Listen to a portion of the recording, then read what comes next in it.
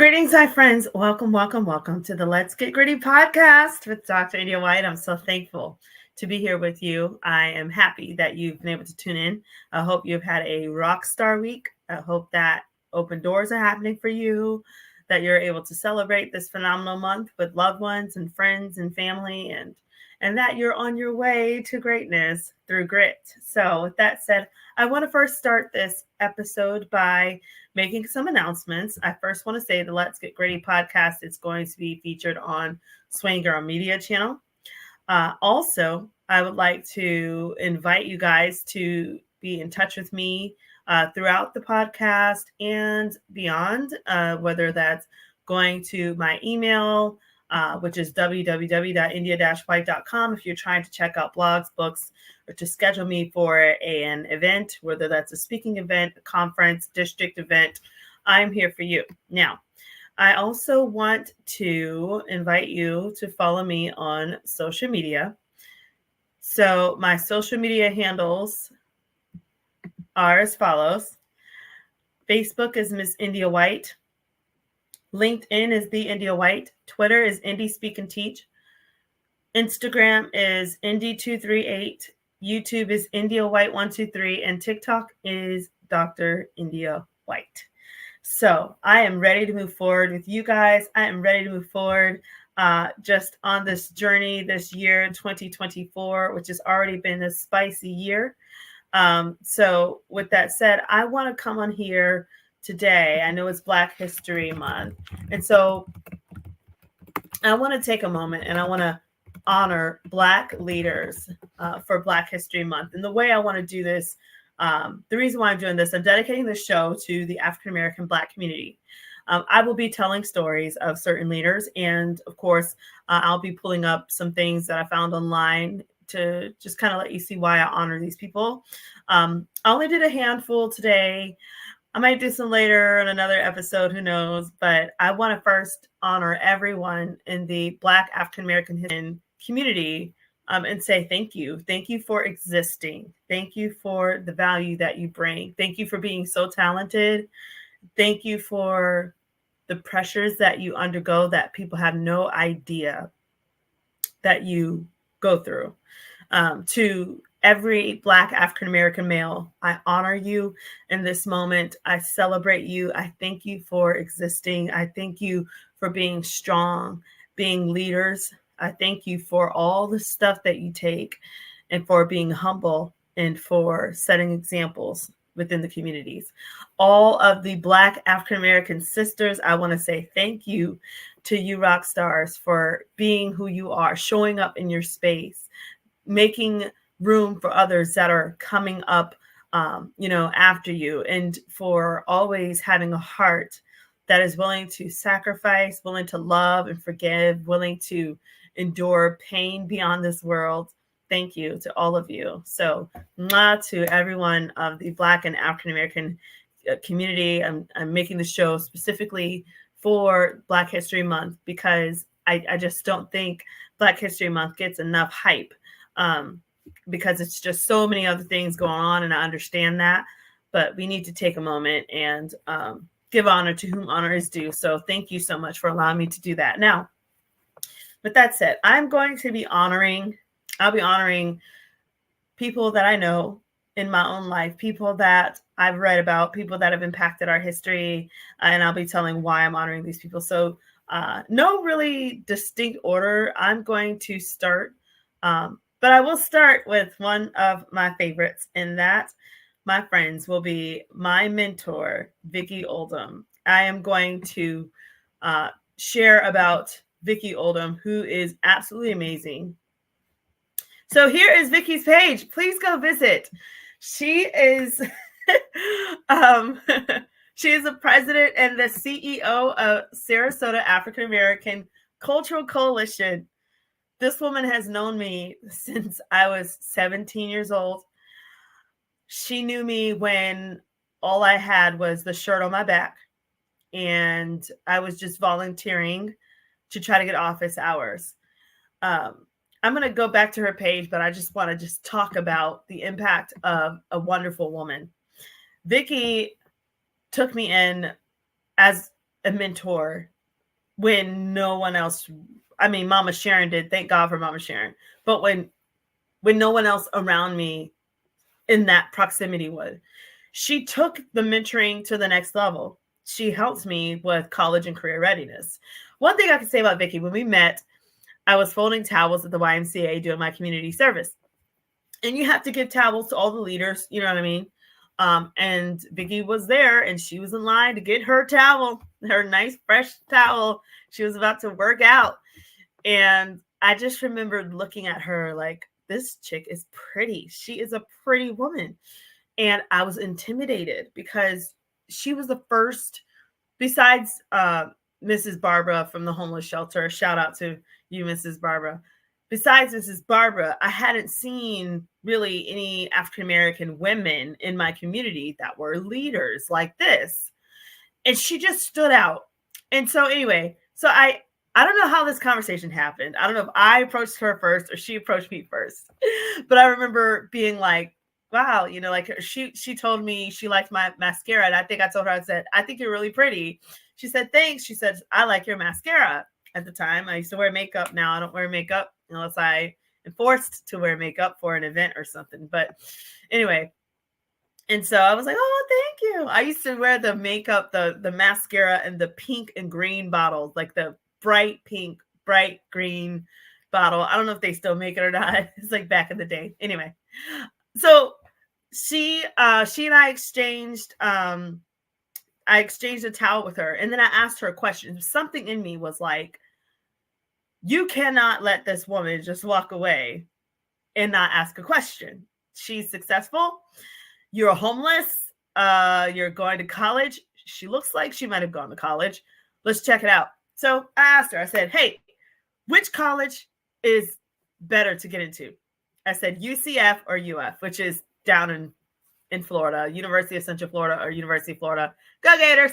Anyway, and she didn't tell me, by the way, y'all, that she had her degree from Florida and her degree from Florida State, which, you know, it's okay. You know, but it's amazing that she had all of these credentials and didn't tell me anything. So she's like, well, let me get back with you. So I thought that was it. I was like, I'm probably not going to see her anymore.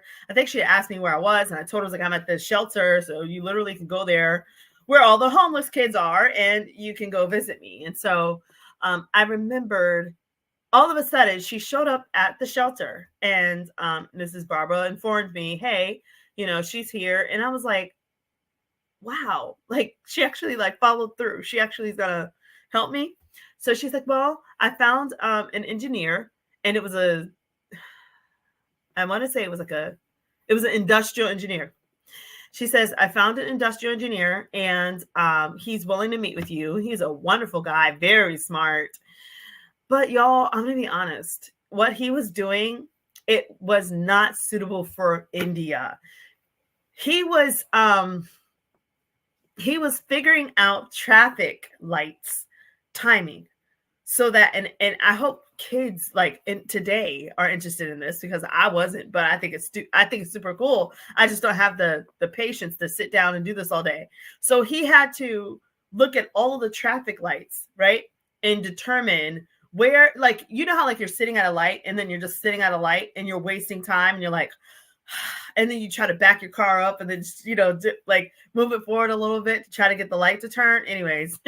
And so he is the person, one of the people that is responsible for making it as efficient and as just saving as much time as possible. So he was talking to me like, okay, well, I've got these equations and I've got to do this and I got to look and I got to, you know, make sure that the lighting, you know, nobody's going to crash into each other and nobody's sitting here for like 30 seconds while this one's going every 5 seconds kind of thing. So it was pretty cool, but it wasn't me. And the thing I love about it was because I thought I wanted to major in engineering so bad. I really did. I was like, I want to be an engineer. I want to be an engineer. But then, you know, when I got to college and then I took, go Gators, I took physics with calculus. Yeah, not really my strong suit. So next, I majored in math because it just wasn't happening. But I was on an engineering track to start, believe it or not. And so it was because Vicki exposed me to this man that I was able to have the experience enough to know I am not fit for this, like this job opportunity, this career. This is not me. This is not my strong suit. So anyways, another thing I loved about Vicky was she drove me to my scholarship interview. So you know how I got 18 scholarships from college? Yeah, guess who drove me to all of those scholarship interviews? Vicky. Mrs. Barbara's mom, I give her credit too. She did drive me once, and because I was running late, and she was like, "You better get your butt out here," and because it was, anyways, side story. But Vicky drove me to all of those interviews, and she would teach me proper etiquette, how to be formal, how to dress, because I had no idea. And another thing I loved about Vicky, thank you, Vicky, for driving me to every single one of those scholarships. Okay, so another thing I love about Vicky was who she was professionally. So I'm going to pull up a picture of her again, and you should be able to see what I'm talking about. She's amazing. So Vicky, she would get in her car and she would be getting ready because she was a news anchor. So she would be putting on like her makeup and stuff, and she would be enunciating her words like a news reporter. And so it was just so cool to watch that. And then like one day, like she allowed me to go to the actual like show, like the actual news like place, and see her in action. And I was in awe. And it never left me. I just wanted to be like her. And so I credit a lot of my success to her. I'm sorry, I'm just emotional because I love her. And she's always been honest. She's been wonderful. And guess what? When I was driving or going from the homeless shelter into a college dorm overnight, yeah, guess who drove me there? Vicky and Mrs. Barbara from the shelter. Exactly. And then Vicky let me know, oh yeah, by the way, I went to the University of Florida. And I'm like, oh my God. So like, I'm continuing on even her legacy as an undergraduate at University of Florida. And then I remembered when it hit us, that I was no longer just this homeless student, ward of the state, being treated like less than. And we sat in my dorm bed at the University of Florida, and there were such mixed emotions. I had feelings of, oh my God, I'm in college. And then I had the responses from being locked up in the shelter for so long of, oh my God, wait, so I don't have to report to curfew at 8:00 tonight. I don't have to do a timesheet to say where I was. Like, and it just really, it hit me. I'm an adult now. I'm in college. The world is mine. I can become anything I want, because University of Florida was known for helping children of all backgrounds to be successful. And Vicky and I sat on that little dorm bed, and I had a roommate, and we cried and cried, and we thanked God for what he did in my life. Oh my gosh. That she no longer had to drive to that shelter to see me, but now she could drive to a football game to see me. Vicky came to all of my graduations. She was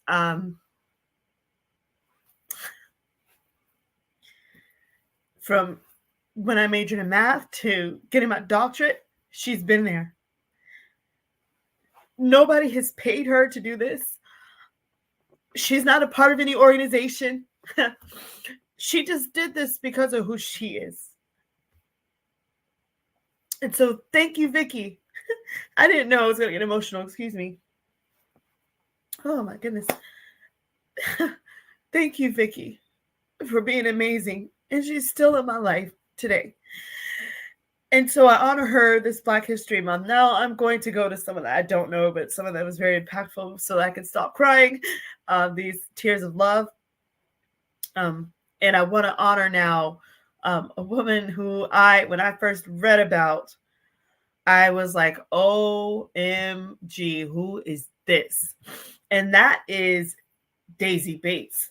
And Daisy Bates did something to my soul when I read about her. She was an African American civil rights activist, a newspaper publisher. Look at her. She also was, anyways, who documented the battle to end segregation in Arkansas. Yes, our country did battle with racism.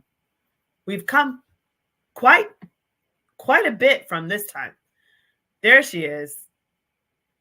I honor this rock star woman, Daisy Bates. So it says, who is Daisy Bates? She was a married journalist. She married to Christopher Bates, and they operated a weekly African-American newspaper, the Arkansas State Press. And then she became, the president of the Arkansas chapter of NAACP. Wow. And she played a crucial role, which we know about, of fighting against segregation, which she documented in her book. She also was an author, The Long Shadow of Little Rock. So maybe you could find that book online. So it talks about she was born on November 11th, 1914. Goodness, that was a while ago. God bless her soul. Her mother was sexually assaulted and murdered by 3 white men, and her father left her. She was raised by friends of the family. Okay. She had it rough. As a teenager, she met Lucius Christopher Bates, who was an insurance agent and a journalist. Look at them, rock stars. Okay, they married in early 1940s, and they moved to Little Rock. Okay, and they operated this paper. Then she joined the civil rights movement. Now, let's keep going. She became the president in 1952 of the NAACP. And then in 1954, the United States Supreme Court, look at this. So in 1954, that's like 70 years ago this year? So in 1954, wow, only 70 years we've been integrated? That's interesting. So in 1954, the United States Supreme Court declared that school segregation was unconstitutional in the landmark case known as Brown versus Board of Education. And even after that ruling, African American students who tried to enroll in white schools were turned away. So our country is still trying to heal and move forward. We're healing forward. She chronicled this battle in her newspaper. I just love this woman. Okay, Little Rock 9 we know about. Unfortunately, this is a tough situation, but I'm thankful that we're moving forward as a nation. So in 1957, she helped the 9 African-American students become the first, my goodness, to attend the all-white Central High school in Little Rock, who became known as the Little Rock 9. I don't know if y'all have seen the movies of this, the videos. It is not an easy walk. It talks about the group first tried to go to the school on September 4th. Then a group of angry white people jeered at them as they arrived. So it's almost like you're not gonna break that segregation. And then the governor, Orville Faubus, opposed, school integration and sent members of Arkansas National Guard, my goodness, to prevent students from entering the school. Whew. We have come quite a ways from that, even though there's still work to do. My goodness, can you imagine today if the National Guard is at the schools? Holy smokes. That was rough. All right. Despite the enormous amount of animosity they faced from white residents of the city, the students were undeterred from their mission to attend the school. Grit. All right. Bates' home became the headquarters for the battle to integrate Central High School. She served as a personal advocate and supporter to the students. President Dwight Eisenhower became involved in the conflict and ordered federal troops to go there to uphold the law. Thank you. And to protect the Little Rock Nine. But U.S. I'm sorry, y'all. This to me, like reading this and thinking of today, like I just dropped my son off, I dropped my daughter off, like no big deal. Just to think, oh my gosh, what if there were National Guards? This is rough. I just can't believe, we used to really live like this. Something to think about. We cannot repeat ourselves. So look at this. It says, with U.S. soldiers providing security, the Little Rock Nine left Bates' home for their first day of school, September 25th, 1957. So not even really 70 years, right? And then it says Bates remained close with their Little Rock Nine, offering her support as they faced harassment and intimidation from people against desegregation. I wonder who was alive in 1957 that's watching this podcast.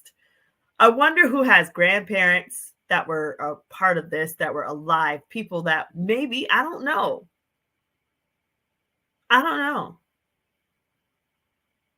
That's an interesting question. I wonder. Anyways, later activism. So Bates, she received numerous threats, but this would not stop her from her work. The newspaper she and her husband worked on was closed in 1955 because of low adverting revenue. 3 years later, her account of the school integration battle was published as The Long Shadow. Wow. So she turned it into a book. Good for her. For a few years, she moved to Washington, D.C. to work for the Democratic National Committee and on anti-poverty projects, right, for Lyndon B. Johnson's administration. This woman's amazing. She passed away in 1999 in Little Rock. Wow. For her career and social activism, she received numerous awards, including an honorary degree from the University of Arkansas, and she is best remembered as a guiding force. I think the thing I love about her was just that confidence she had when she was walking those kids when she was walking the students to school. And the angry mob is on like both sides. I wonder what her thoughts were. Like, she needed every angel in the world to not be killed. And it's so sad. I think that's so sad. I really do. I think that I just don't see how people could justify that type of behavior. But I'm thankful that a lot of people have gotten off of that and they're like, we've got to move forward. That's a lot of energy to hate, just to hate without cause, and to what those little girls went through. Tough. But I honor her because she's amazing. I want to honor is going to be that I know, or that I knew, and I'm going to honor his legacy and who he is and who he was in my life. This is Dr. Thomas Bill Clyburn, who passed away in 2022. He was absolutely amazing. He was in Bradenton, Florida, and I'm just going to read about him a little bit. And here actually is a little pop-up video of him. Can y'all see that? He was the first student to integrate Sarasota High School. Let's see if you guys can hear this. Talking about school-age kids. Both sides of the aisle was full of kids, and as I walked in the steps behind me, it got quiet outside as I got off the bus. Stepped up, kids on the stairwell here, looked down, saw me, stopped talking. And I started to walk, and I could hear my footsteps as I walked. It was that quiet as I walked down the steps. And I'm walking, moving along, and As I moved forward, it got quiet. Every kid behind me had stopped talking. We're not talking. It got quieter and quieter. Rooms full of kids. And I needed to find the administration office. That's the first thing I needed to do. And I was on my way for the first day of school, fall 1963. Wow. It took a little icing to be broken in a classroom by the students that were with me. In fact, the teacher in my class made every effort to make sure that the students realized that I was there to learn and not be part of something else that was bigger than what I was aware of. And he made it clear. And he was a good guy. He was one of the good guys. I think that I really liked him. But it took some time from even my classmates, the ones that I was immediately with, all boys, no girls at the time, to break the ice. And it took one. And the one that broke the ice was my neighbor at the desk named Bob Partee. And he broke the ice. The others talked to him. He became my intermediary, in fact, in some way. And eventually some of the others started to interact with me. And we got along okay in the classroom. We did fine. I didn't see them out of the classroom, just in the classroom. But other than that, never talked with anyone else on the campus except one occasion. On one occasion, there was one girl. And imagine me sitting where I am now, and she's sitting at the farthest desk away from me. She would come in early sometimes, just before everyone else would come in. And she would sit away and ask me, "Hi, how are you doing? My name is." And I'd tell her my name, and we'd talk from this distance. Wow. And before anyone else would get in the room, she'd get up and leave and go away, and come in with the rest of the class. And over time, she moved from the farthest desk to eventually coming to one of the closer desks. She just kept walking away, more confidence in our conversations, not fearing anything. And again, I knew she broke the ice probably for herself and probably for a lot of her friends. But she was probably one of the more braver ones in the community in this school, at least, to sit and talk with me, just to have a conversation, So that was Dr. Clyburn, who was my mentor, who I met through Vicky. And Dr. Clyburn and I met at a speaking event, or an event that Vicky was hosting in Sarasota. And I was just popping in because Vicky's my mentor and we're like family. So I popped in, and then she introduced me to, I saw Dr. Clyburn, and he was talking about how he was the first African-American to attend Sarasota High School, and how one of the students in the community shot at him in the hallway when he's trying to get to class. And he talked about how he had to just get away but how he was going to remain persistent. He spoke about, his journey even after that, going into higher education, and some of the battles he had, with, whether it was trying to get his degree, the hardships he went through, hardships on the career, just so much. And he took me in. And he mentored me. He taught me so much about just life and about the work that we do with, equity, the work we do with understanding culture. He had such a beautiful and such a mixed family, and he left so much for us to really explore. He wrote a book, and he had got that published, and he was just a wonderful guy. He invited us over for Thanksgiving, and I kind of made a commitment to him that I would stay true to this work on equity and stay true to helping people understand culture, helping people understand, the school to prison pipeline. We've got 2,000 kids being arrested every day under the age of 18. And I told him I would stay committed to that. And I know he's looking on, and I pray he's proud. But we lost a great one there. He was wonderful. And I want to honor him this Black History Month, Dr. Clyburn. And so let me reshare, because I want to talk a little bit about what else he did in the community, because he was doing so much work. So he was a senior in 1963, 1965. Okay. He earned a doctorate in social psychology at Walden University. Okay. He spent his career in higher education and in consulting.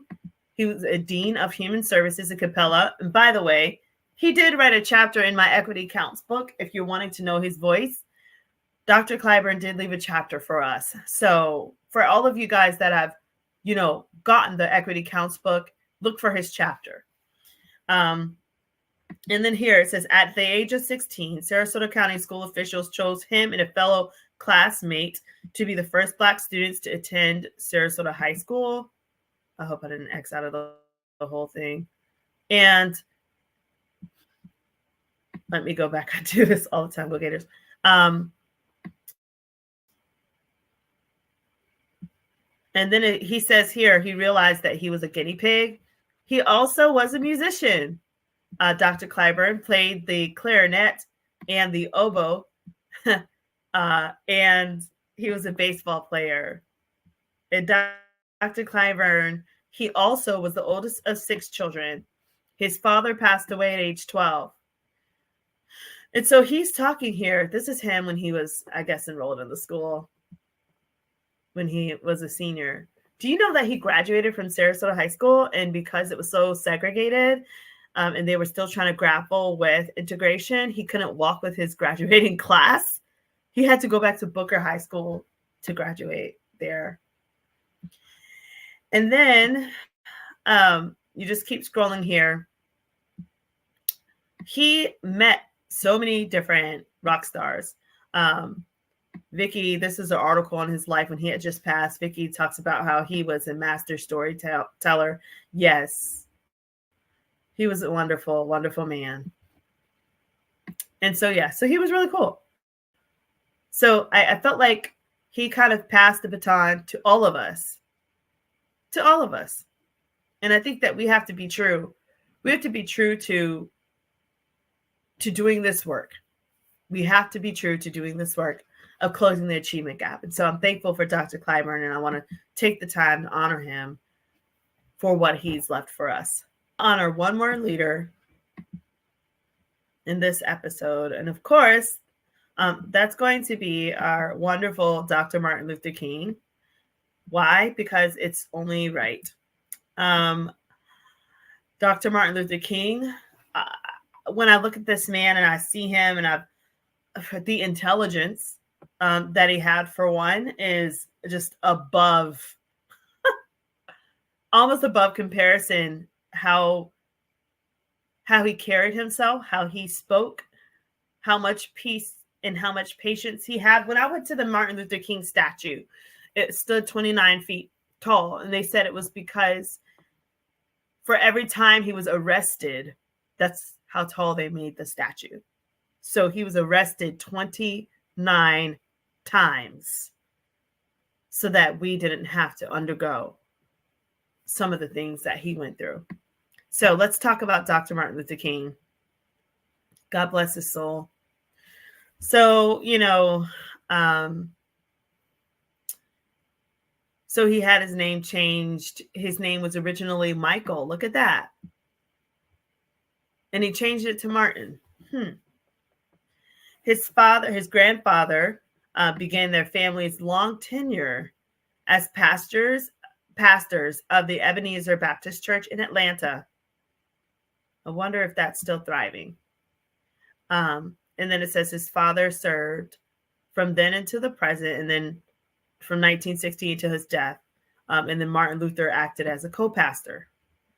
He attended segregated schools in Georgia. He graduated, from high school at 15. Did you guys know this? Wow. He graduated at the age of 15, then received a bachelor's degree from Morehouse College. And then after 3 years of theological study at the Crozer Theological Seminar in Pennsylvania, where he was elected president of a predominantly white senior class, he was awarded the BD in 1951. Look at him. Wow. What a man. So with the fellowship won at Crozer, he enrolled in graduate studies in Boston University. Look at that. Completing his residence for his doctorate in 1953 and receiving the degree in 1955. That's right. He did receive his doctorate. In Boston, he met and married Coretta Scott. And then they had 2 sons and 2 daughters, which I know one of his children just passed. God bless his soul as well. Now, in 1954, Dr. Martin Luther King became the pastor of Dexter Avenue Baptist Church in Alabama. I wonder if that's still thriving. Always a strong worker for civil rights for members of his race, King was by this time a member of the executive committee of the National Association of the Advancement. Wow. So he was a part of the NAACP of colored people, the leading organization of its kind in the nation. Okay. He was ready then, early in December, to accept the leadership of the first great Negro nonviolent demonstration of the contemporary times in the United States. Wow. Boy Buscott. And it keeps going. It talks about on December 21st, 1956, after the Supreme Court of the United States declared unconstitutional laws requiring segregation on buses. Wow.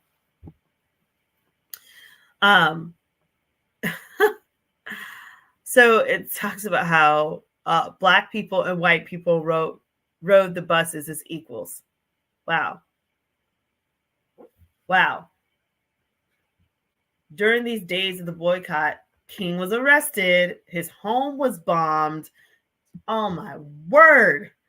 And he was subjected to personal abuse, but at the same time, he emerged as a leader of the first rank. I don't know who wrote this, but they're using. Okay, anyways. And so it goes on. In 1957, he was elected president of the Southern Christian Leadership Conference. And it was an organization to provide new leadership for the now burgeoning civil rights movement. Interesting. And the 11-year period between 1957 and 1968, King traveled to over, oh my goodness, 11 years, he traveled over 6 million miles. Oh my gosh. Spoke over 2,500 times. Oh, that's a lot. That's a lot. That's a lot. I'm sorry. As a speaker, I can't imagine how many planes, how many travels, how many buses, how many times he's had to go. And then he's appearing wherever there, oh my goodness, was injustice, protest, and action. And he wrote 5 books as well as numerous articles. Look at him. He led a massive protest in Birmingham, Alabama that caught the attention of the entire world. And he had a letter from his Birmingham jail. Whew. Y'all, this is just heavy. This is a lot. We know of the I Have a Dream speech, right? Where he conferred with President John F. Kennedy, God bless his soul, right? Campaigned for Lyndon B. Johnson, and then he was arrested. Oh, this is tough. Arrested 20 times, assaulted at least 4 times, but he was awarded 5 honorary degrees. Wow. Named Man of the Year in 1963 by Time Magazine. And he was a symbolic leader, still is. So I just want to honor Dr. Martin Luther King because, I mean, it would be very disdainful, very disrespectful to not honor him this Black History Month. And the thing I want to just take away from him was his peace.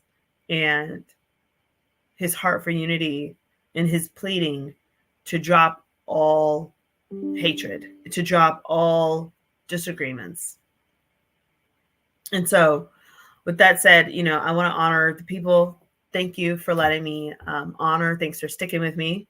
And with that said, I'm definitely going over my time. This is such a wonderful show.